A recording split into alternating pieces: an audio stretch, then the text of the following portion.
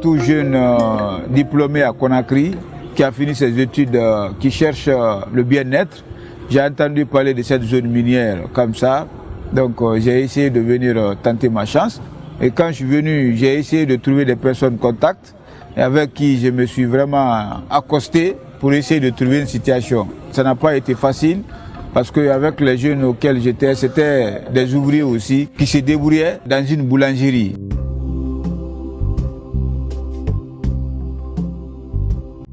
Je traînais un peu dans la cité, j'essayais de venir au terrain de football, jouer un peu avec les jeunes, tout en me renseignant sur ce qu'eux font.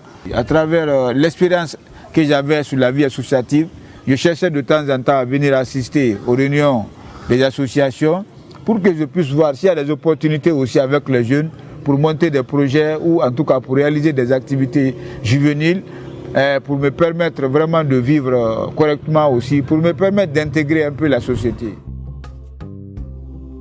À un moment, j'ai entendu parler au niveau de la sous-préfecture de Kamsa, qui est une ONG qui est venue Cherche for Common Ground.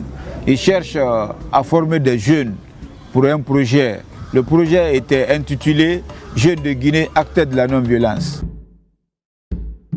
En 2011, on est allé faire une semaine de formation à Boké.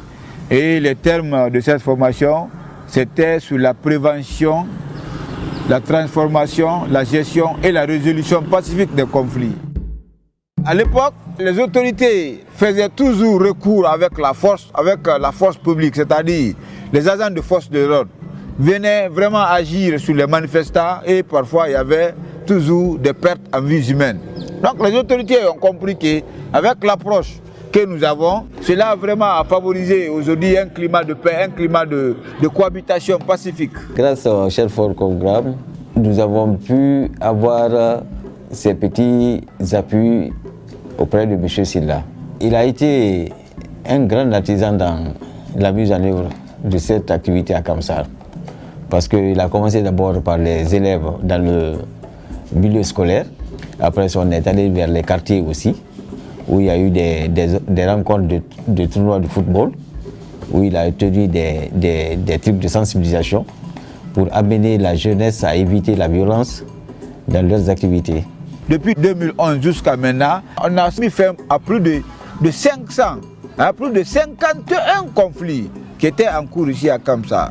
Et ces conflits-là ont été vraiment maîtrisés au sein d'un comité de veille. Chaque fois qu'il veut aller quelque part, nous le laissons partir et sensibiliser, il vient. Nous désamorçons les grèves ensemble avec Fodé Silla. Quand je suis devenu animateur de ce projet, ça m'a poussé vraiment à aider la jeunesse, ça m'a poussé à apporter ce que Cherche m'a enseigné auprès de mes amis jeunes pour les sensibiliser à quitter sur le terrain de la violence, pour les sensibiliser à quitter la rue. Pour gérer un conflit, il ne faut pas passer par la violence. Toute résolution d'un conflit doit passer par la non-violence. C'est-à-dire considérer l'idée de ton prochain, faire un rapproche avec lui et le faire revenir sur la raison pour que vous trouviez un terrain d'entente avec le prochain.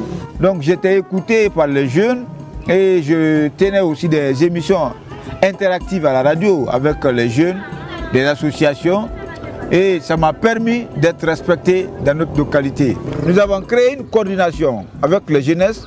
Cette coordination, ils travaillent dans le cadre de la consolidation de la paix. Nous menons les sensibilisations dans les localités et nous continuons vraiment à mener ce combat pour que vraiment cette ville-là puisse vraiment continuer à progresser dans la paix totale.